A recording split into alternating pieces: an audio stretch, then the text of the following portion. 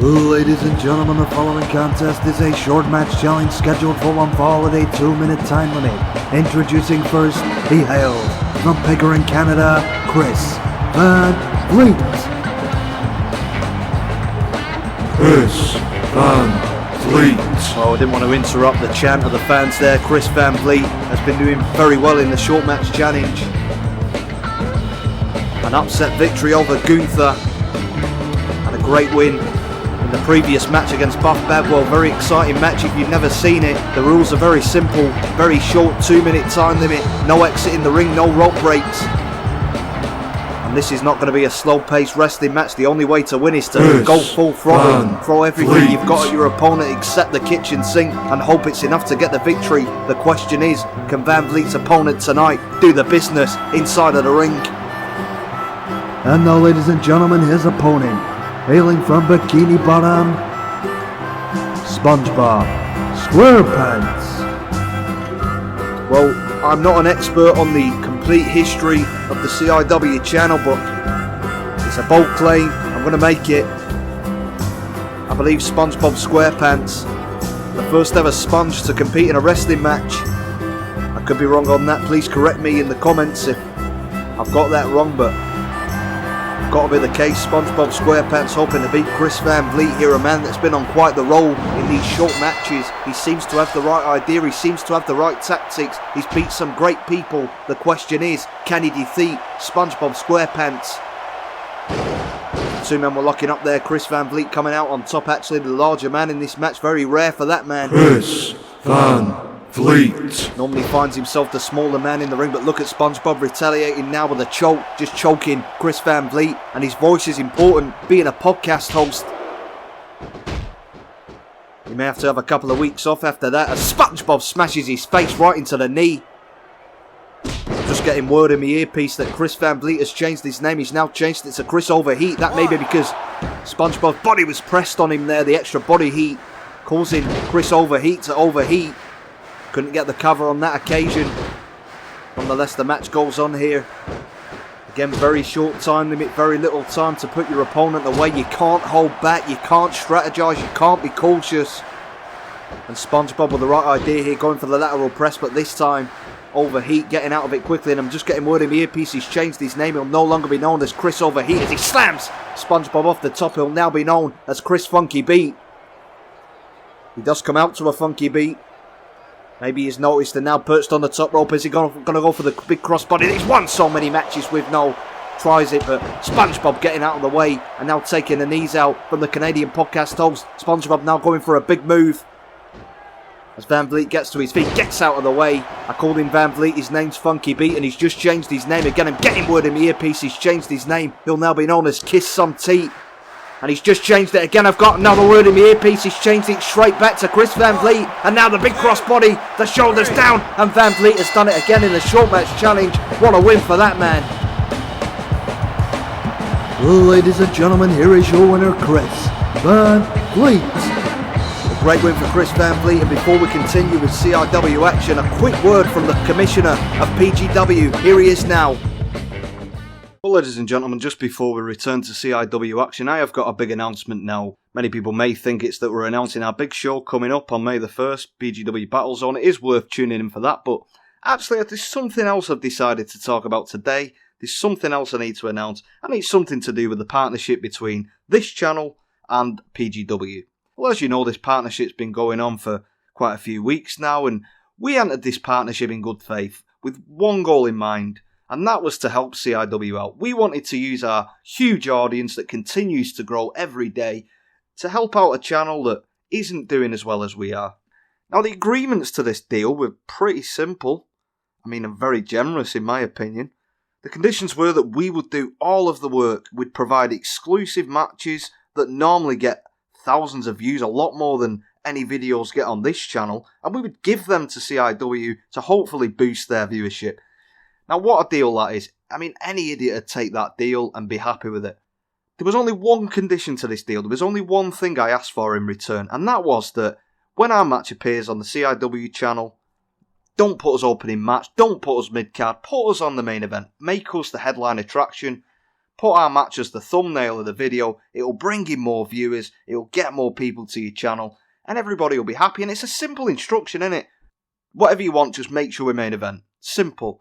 There may be people out there that might not have the highest of IQs, but I bet even you could understand that really simple instruction.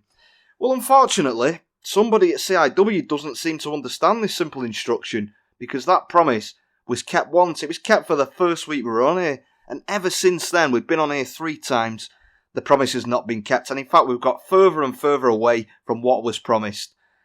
And it's got that bad that now this week, we've been pushed to opening match on the card. Opening match on the card. A channel with about 300 subscribers. Sometimes they get 100 views if Christmas comes early for them.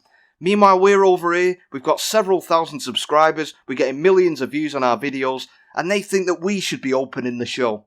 And to top it all off, while I'm doing all this extra work, I'm getting emails complaining, we can't do this. Why are you not airing our match on your channel? Why are you not airing our match on your channel? Well, I'm not airing your match on the channel, because to be honest, the quality was terrible. And why the hell would I air that on my channel? I've got a reputation to upkeep. I've got several thousand subscribers. I've got millions of viewers. I can't have them seeing that, because they'd all leave the sinking ship. They'd think I'd had a breakdown. They'd think something was mentally wrong with me if they saw one of them videos up.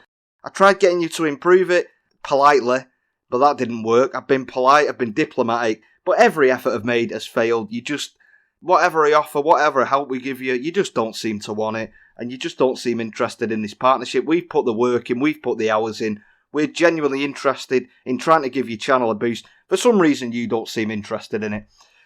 So I'm going to tell you now, because for a long time I've been diplomatic, I've been polite, and I've bit my tongue, but today I'm not going to bite my tongue. I'm going to give it to you straight, and I think that's what I need to do. There's 3 things that I've had enough of. I'm sick of your 300 subscribers. Fuck it, just get some more subscribers, mate. It's not that hard, I've done it. Take your 10 viewers. I mean, 5 of those are probably members of your family that are watching this out of pity. There may be a couple of people from the PGW channel. I mean, I don't know what they're doing here. Probably only here to watch my match, but there's no point watching this from here on out. I'll tell you that now. Go back to my channel. Don't bother coming here again. It's a waste of time. And the last thing is, take your complaining emails, whinging at me all the time while I'm trying to do work to help you out, and you're complaining and moaning all the time. And I'll tell you what you can do with all them things. I think you've got a pretty good idea what I'm going to say, but I think they should enter a part of your body. I think you should stick them in a certain part of your body. Where am I thinking of now? Oh yeah, stick them straight up, you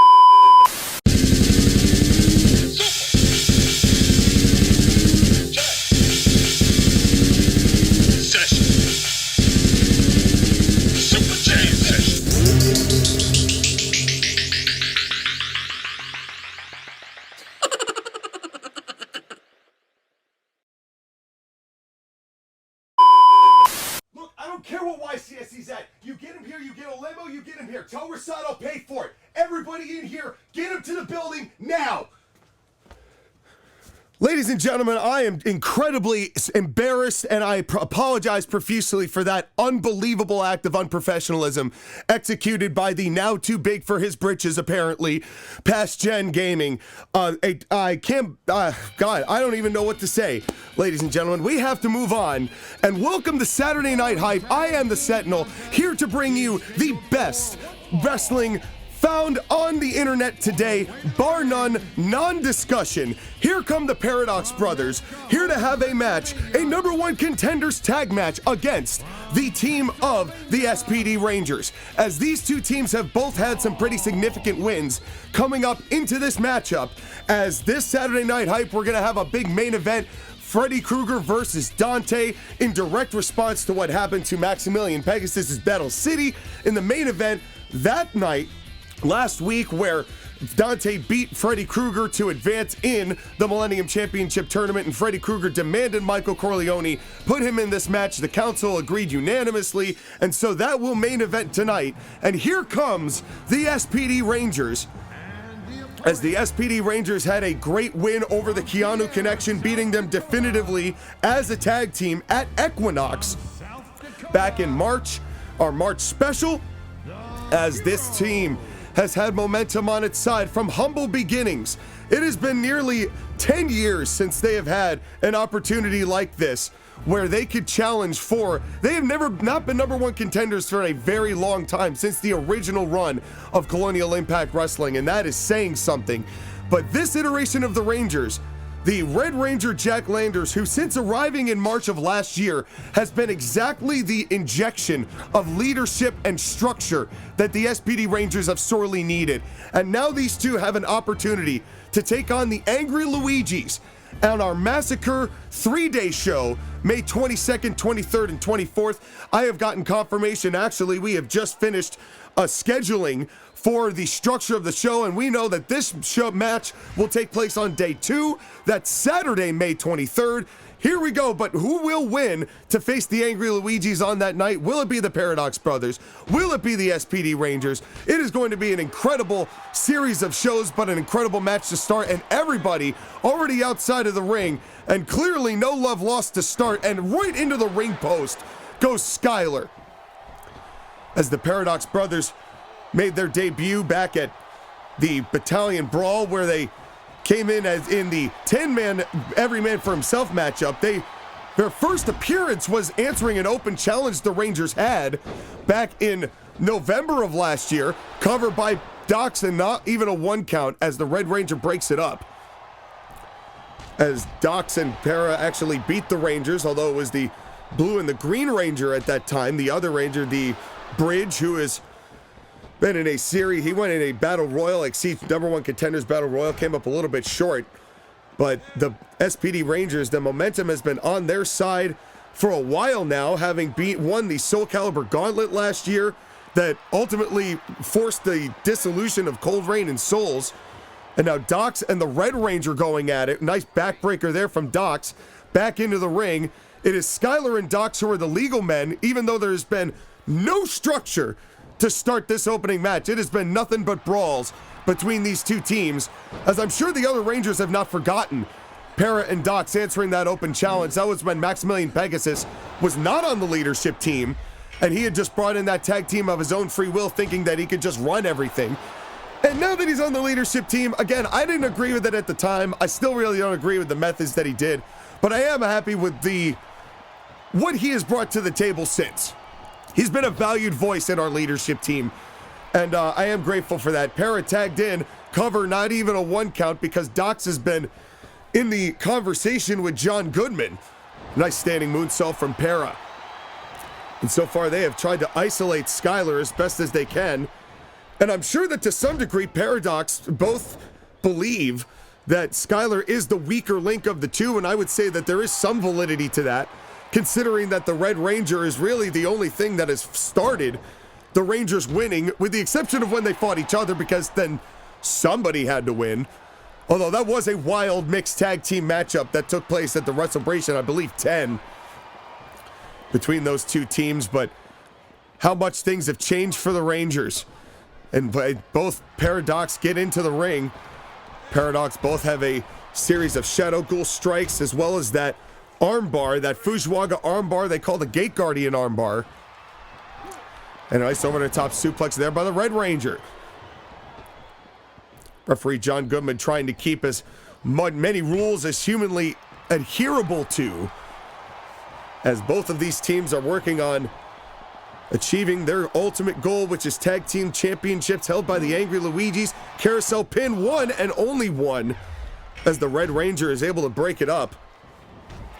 And a knife edge chop, down goes the Red Ranger. Shadow Ghoul strikes to Skylar from Dox, who was not the legal man.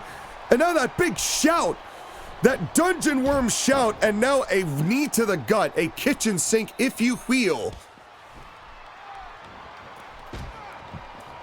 Both of these teams, you know, these tag team matches, you know, they're hard to actually win in CIW. You know, there's a lot of factors. Your teammate can come in at any time to break things up. It is hard to get everything to line up, you know, incapacitating your opponent's tag team partners so you can get an uninterrupted pin. There's a lot to keep your mind on when it comes to tag team wrestling, as well as tag team cohesion as a unit. And the Blue Ranger stopping both of Para's attempted kicks there, as the Blue Ranger just countering everything Para is trying to throw at him, and a headbutt right to the gut. Shades of Bulldog Spike Dudley. And a nice float over DDT. Down goes Para on his bald head. And there's a lot of mystery around Paradox Brothers, but there's been no doubt that they have hit, oh wait a second, Bridge hitting the skydiver. And if he's able to get the pin, but Doc's got into the ring right away, and this is what I'm talking about. You gotta make sure the other tag team partner is incapacitated, and Docs was so quick to stop the Blue Ranger. Sunset flip too close to the ropes. But they're a little tag team cohesion by the Paradox Brothers. And the Red Ranger trying to come in and break things up. And a nice chop block there by the Blue Ranger. Set up by the Red Ranger. And this has been the tag team unity we've seen a lot more from the Rangers of late. You know, the difficulty with the other Rangers back when the Red Ranger wasn't here is that they always got in their own way. In comedically funny ways, admittedly. Carousel pin, only one. Blue Ranger kicks out. But it always hurt their cause. Doc's pinning the illegal man as the illegal man. And now, oh, wait a second. Oh, wait a second. Here come the Shadow Ghoul strikes from Para. And that could be it right there. The cover to win the matchup. One and only one, as the Red Ranger be able to drop kick and save Skylar yet again. And a knee to the gut, a big kitchen sink of his own. We've seen that a lot. Tag into Docs. Referee John Goodman just trying to keep any sort of order. And it has been hard. Docs up at the top rope and not able, or deciding against jumping off the top rope, which is always smart in my opinion. Jumping off the top rope should be saved for knowing for sure you're going to land it. And what a back suplex. And oh, what a head scissors. The back suplex from the Red Ranger, and then Para able to capitalize immediately after that. An impressive head scissors from Para. And Doc's, oh, what a standing sidekick. Referee's count is up to 5. And Doc's now back into the ring. Blue Ranger trying to handle the Paradox Brothers. He really could use a tag, though. As the Paradox Brothers looking to get their first #1 contendership. And we haven't even mentioned that the Paradox Brothers, the thing I don't like about the fact that the Paradox Brothers are even getting this opportunity is the fact that they are technically a part of the leadership group, albeit the sub-tier of the actual leadership group, the ambassadorship, which is a different circle, a different council, as both Para and Docs are the ambassadors for the tag team division, and that is, I understand that you want to prove that you are the best tag team in CIW, which, fair enough, I get that, I totally get that, but it's just, it's weird having an authority figure champion, you know what I mean? Shadow Ghoul strikes the Skylar, though, from Para, but Para's not the legal man.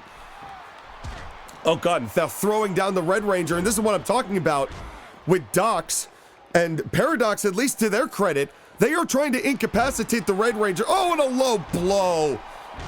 Message sent, an unnecessary message to send to the illegal man, but that's what they're trying to do. Incapacitate both men, so there's no shot. Excuse me, ladies and gentlemen, I'm just recovering from a cold. As I've, but duty calls, and also the infernal rage that I'm feeling too is also bringing up a lot of phlegm of just how disgusted I am at the proceedings. And now a roll up, 1, 2, and oh, once again the Red Ranger able to break it up, but he is looking a lot worse for wear than he was before, and now getting vaulted out of the ring by Docs. And I don't like the fact that it is incredibly smart strategy that Paradox have been using, utilizing the fact that they consider Blue Ranger the weaker link and refusing to let the Red Ranger tag in, and now beating the Red Ranger down to where both of these Rangers look bad, to where I don't even know whether a tag is even going to help if Skylar gets it at this point. And now, oh no, and a double drop kick as the Paradox Brothers, and now a standing moonsault, as I'm sure Waluigi and Luigi, the tag team champions, are looking on in eager anticipation for who they are going to have to defend their titles against come Massacre. And a collar and elbow tie-up. And now, oh, wait a second, Doc's getting in the ring. Now, come on. There was no prompt to that. And referee John Goodman now immediately getting to Dox, but the damage has been done. And now a rope break on a Moonalock in the corner, and thankfully, the Red Ranger able to break it up, well, otherwise Para would have exploited the entirety of referee John Goodman's 5 count, I'm sure. Oh, wait a second. Countered by Red Ranger. Oh, good God. Every time I see that, it is a brain cell killing shot to the back of the head. Like the pointed drill of the labyrinth tank. Oh God, and now look at Para. Para with power bombs. Para with a pair of power bombs. Say that 5 times fast, ladies and gentlemen. As now Blue Ranger somehow back on his feet, as Para did lose a little bit of his energy. Para's pair of power bombs took the power out of him. As now what a crossbody. A crossbody onto Dox. As Blue Ranger trying to fight out of this enemy territory as best as he can. What a hip toss there. And now he has got to go for a tag. He has got to go for a tag. But the Blue Ranger trying to get Dox back up, and another Spike Dudley headbutt. The Space Patrol headbutt. And now leaving the ring, got Dox into the corner. I'm not sure what the game plan was there. Maybe just to get Para out of position. And oh God, what a counter! Blue Ranger threw Dox into the corner, and he immediately countered with a kitchen sink. And the speed and the quickness of Dox was impressive on display. Oh no, wait a second.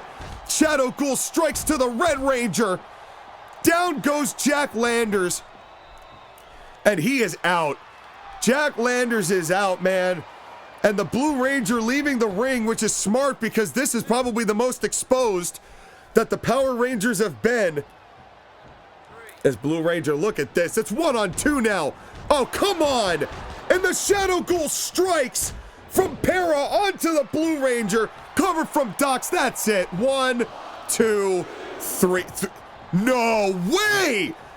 Skylar somehow kicked out of that.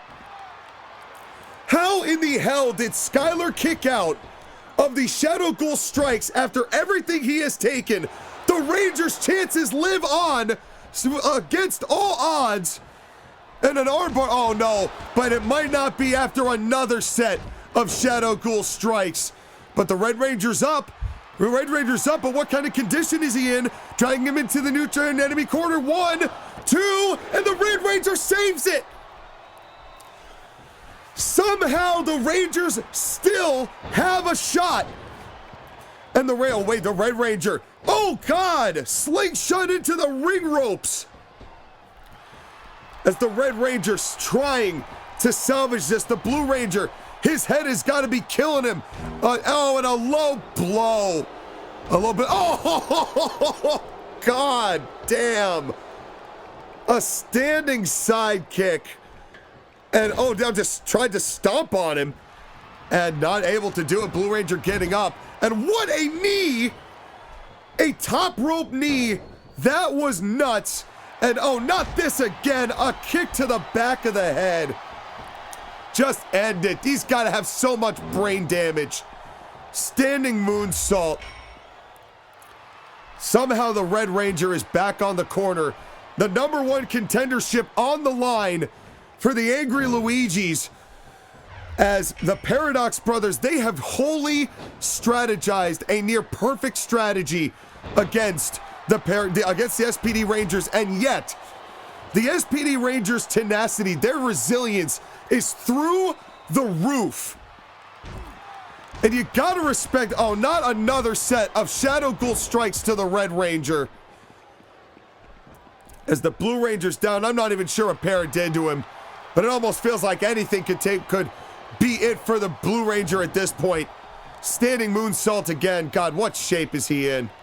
What kind of shape is he in? And now another wrench to the arm as he's just wrenching that arm in place. And not enough, and it's not going to tap out. I don't think anything's going to make these two tap out considering what we've seen. Oh my God. How many Shadow Ghoul strikes is that now? It's like 4 each. And oh, and a meeting of the minds, and the Red Ranger just getting vaulted out of the ring again. Standing moonsault. as the SPD Rangers have just been, now a Muda lock. Oh God, and a center of the ring Muda lock, as this might be too much. This might be just too much. As, God, right square in the center of the ring. And, oh no, of course it's not enough. One more set of Shadow Ghoul strikes.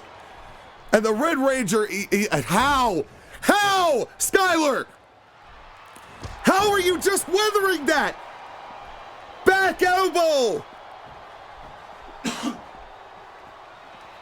Oh my God! I don't even know how to process this, ladies and gentlemen. As somehow Skyler has found a fifth wind in this matchup, as the Paradox brothers are starting to get frustrated. You can tell, how in the hell are the Rangers still in this? But this is the way that the Rangers have demonstrated that they have turned such a corner in CIW.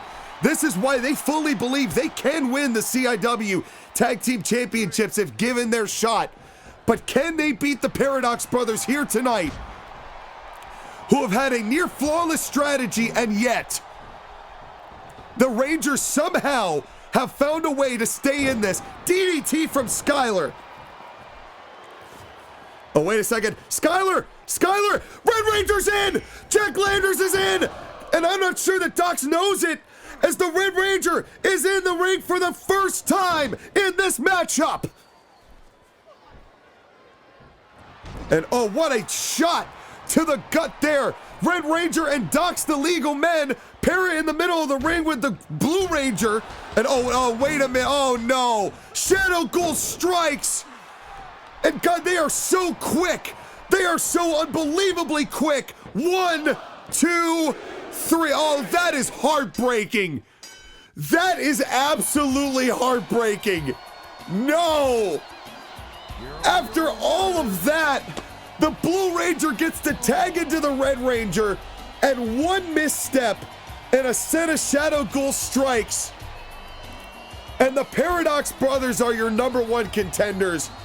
God, I gotta give it to Skyler, though. I gotta give it to the Rangers. They held out as long as they could, but the Paradox brothers just closing the deal, and they will be the #1 contenders for the Tag Team Championships. The ambassadors to the division might just hold the titles, but we will find out whether they will at Massacre. We've got ourselves a main event matchup right here, right now.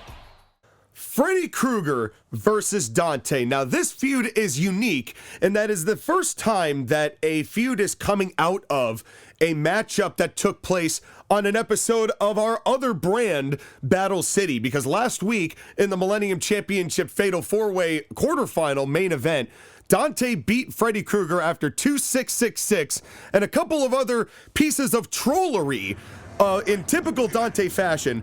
And Freddy Krueger, whose ego has been so, like, communion wafer fragile. It has been so fragile in the wake of having a massive insecurity complex and going up against Bully McGuire, losing a lights out match with his own Nightmare on Elm Street to Bully McGuire, who is the #1 contender to Majin Buu CIW Heavyweight Championship. That also is taking place at Massacre in the main event of the third day, May 24th, so stay tuned for that.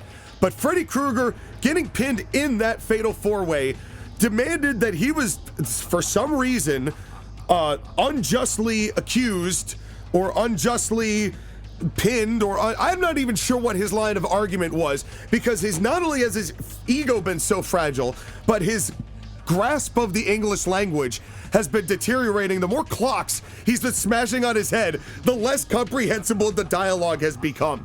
And it's been making it very hard to discuss matters of business with him. But somehow we understood, because he finally met us in our dreams and finally laid out the terms. And I hope to never see him there again, to be quite frank. But he said, I want a match with Dante in this on Saturday Night Hype. Michael Corleone, we put it to a vote. It was a unanimous yes, because none of us want him in our dreams again. As we don't really like conducting business in the dream realm, to be fair. You can't put written contracts down in the dream realm. So then we had him come to the office in the real world and sign the contract, even though it was unintelligible what he was trying to say. But here comes Dante, who is just exhausted having to deal with people like this. You know, he's like, I will whip that ass. I got no problem whipping that ass. I have a lot of fun doing it. And as I said last week, I don't know what the connection is between Dante and demons and the Nightmare Realm and what Freddy Krueger is. I don't know whether there's any sort of like spiritual overlap with that, as Dante has been in control of the entirety of Helheim, which is currently being run administratively by Satan and the Grim Reaper, who have been exclusively busy with that after getting trolled by Dante for a calendar year alongside Sephiroth. And now these two coming together. And who is going to win this matchup? Here we go. And oh, what a drop kick. An immediate drop kick by Freddy Krueger. And folks, due to certain budget cuts, because we're going to be spending a little bit more coming up on Massacre, we sent out an email. What a flying clothesline by Dante.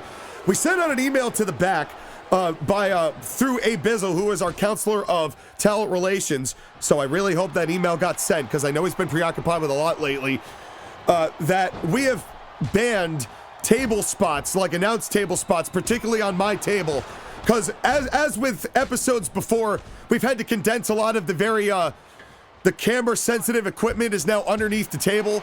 So we're really hoping that nobody's able to do that, because we've had that's why we're not doing any major match stipulations on Saturday Night Hype. We're trying to keep it kind of exclusive, as we're keeping things tight, as Rasad's budgetary concerns are amplifying. And by the way, I have gotten word that Abizzle is very frustrated that he does not own the money, and especially because Rasad beat him with that suit. Wait a minute, cover by 1, 2, and only 2. Dante kicks out, and Freddy is not happy about it, as referee John Goodman looking on, trying to stay abreast of the situation, but he needs to be careful, as a stray shot from either of these two would be quite deadly.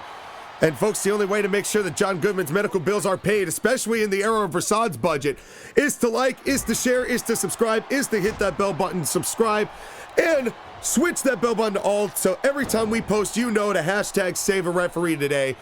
And we're pretty routine. It's pretty much every Saturday, except for the storyline shorts.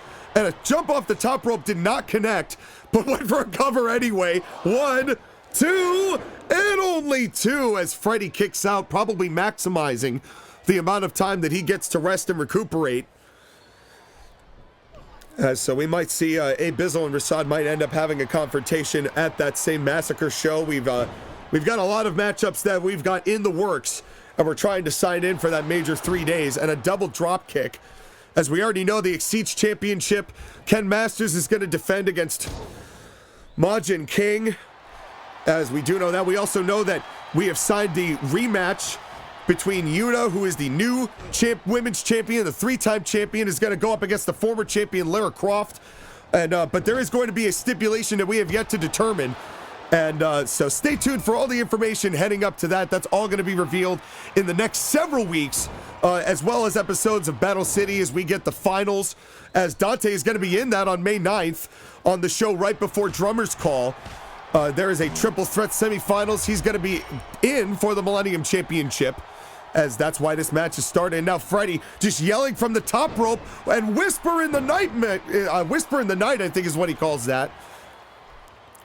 As Freddy, and a good shot there from Dante, but Dante getting right back up, and a poke to the eyes. One of the few things that isn't completely burned to a crisp is the eyes, but Dante obviously knows that, and a very prolific troll and his own. And Dante, I mean, he was a hell of a tournament fighter when it was, oh, wait a second, Freddy with a Hurricanrana roll-up, 1, 2, and only 2, as Freddy almost pins Dante again.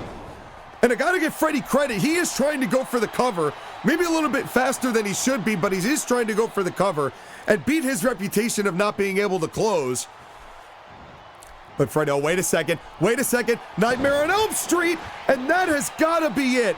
That has got to be the end of Dante's night. Freddy might have proven his point right here, but he has got to go for a pin. Freddy, this is the time. This is the time you go for the pin.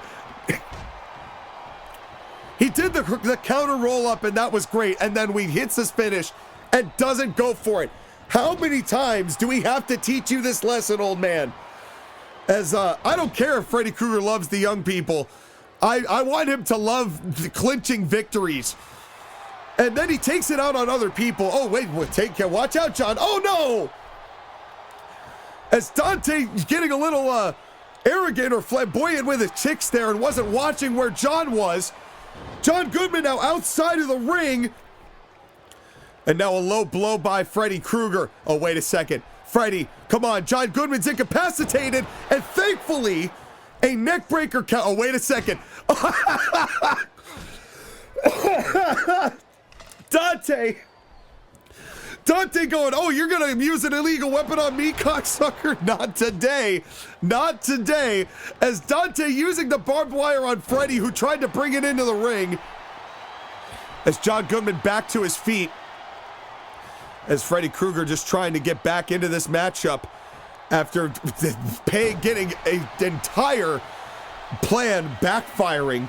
Trying to capitalize on John Goodman getting out of the ring and being hurt, and instead got a barbed wire bat to the gut for his trouble. As Dante just does not care. And Dante, who is a hell of a tournament athlete, we saw him at the GW Climax last year make the semifinals, and is now in the semifinals of the Millennium Championship Tournament, the finals of which will take place in the main event of Day 2 of Massacre on the 23rd of May.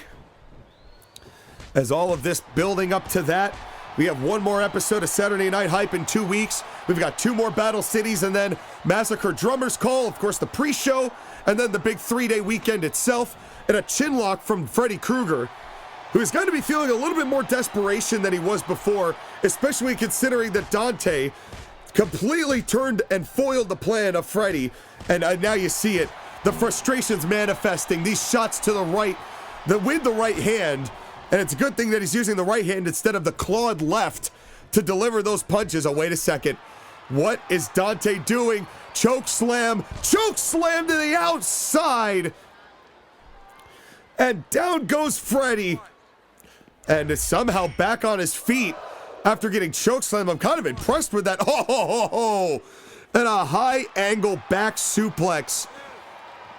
A brutal high angle back suplex.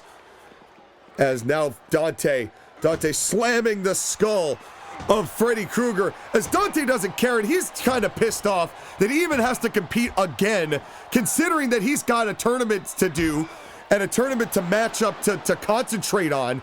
And Freddy is bothering him as if he's somehow at fault for just winning the matchup the way that Dante does. But I think Freddy also knows that Dante cannot say no. And wait a second, the referee counts up to 8 here. Guys, come on, you got to get back in the ring here. Arm drag, and oh, wait a second, and the referees count up to 10. Oh, and they're not stopping. And the referee has called for the bell. This is going to be a double count out. And oh, and now they're just going off. And now Freddy just going off on Dante.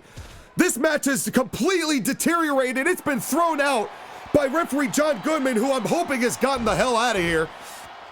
And oh no, as this is now spilled out, folks, we're going to try and stay on this as much as we can, but we're only going to have so much airtime left, and I'm hoping that we can get some security back here, but man, Rasad's budget cuts are tight, so it might take a while for them. They're not even in the building. They're in an apartment down the road, and so they're probably being called, but who knows what they're doing. They might be at the bar.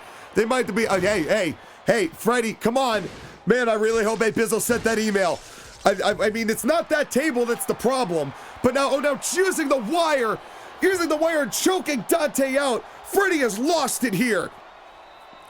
Freddy is completely snapped here on Dante.